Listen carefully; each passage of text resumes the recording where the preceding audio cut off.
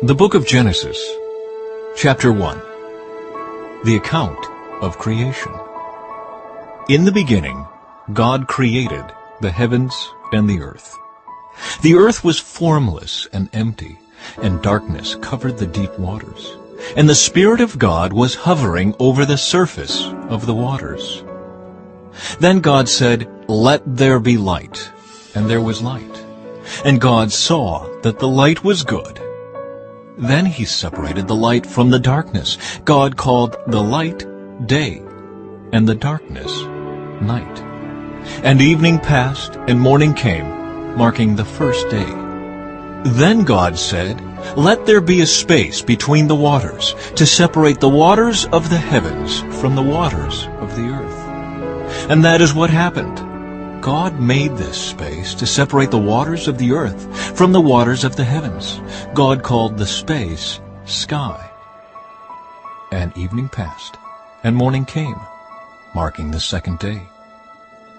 Then God said, "Let the waters beneath the sky flow together into one place, so dry ground may appear." And that is what happened. God called the dry ground land, and the waters seas. And God saw that it was good. Then God said, "Let the land sprout with vegetation, every sort of seed-bearing plant, and trees that grow seed-bearing fruit. These seeds will then produce the kinds of plants and trees from which they came." And that is what happened. The land produced vegetation, all sorts of seed-bearing plants and trees with seed-bearing fruit. Their seeds produced plants and trees of the same kind, and God saw that it was good. And evening passed, and morning came, marking the third day. Then God said, "Let lights appear in the sky to separate the day from the night. Let them mark off the seasons, days, and years. Let these lights in the sky shine down on the earth." And that is what happened. God made two great lights, the larger one to govern the day, and the smaller one to govern the night. He also made the stars.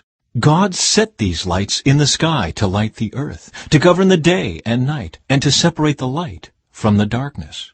And God saw that it was good. And evening passed, and morning came, marking the fourth day.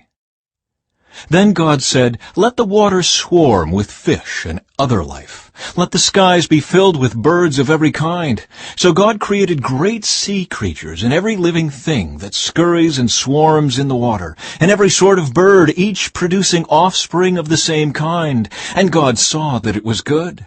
Then God blessed them, saying, "Be fruitful and multiply.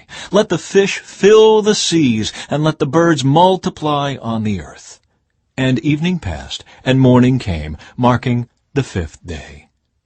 Then God said, "Let the earth produce every sort of animal, each producing offspring of the same kind, livestock, small animals that scurry along the ground, and wild animals." And that is what happened. God made all sorts of wild animals, livestock, and small animals, each able to produce offspring of the same kind.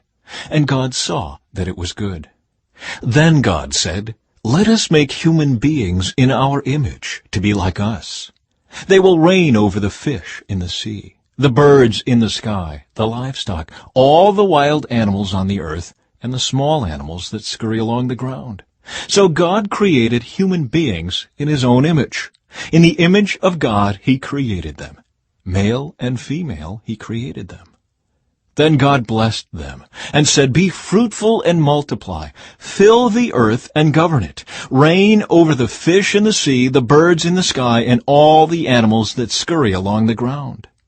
Then God said, "Look, I have given you every seed-bearing plant throughout the earth, and all the fruit trees for your food, and I have given every green plant as food for all the wild animals, the birds in the sky, and the small animals that scurry along the ground, everything that has life." And that is what happened. Then God looked over all he had made, and he saw that it was very good. And evening passed, and morning came, marking the sixth day.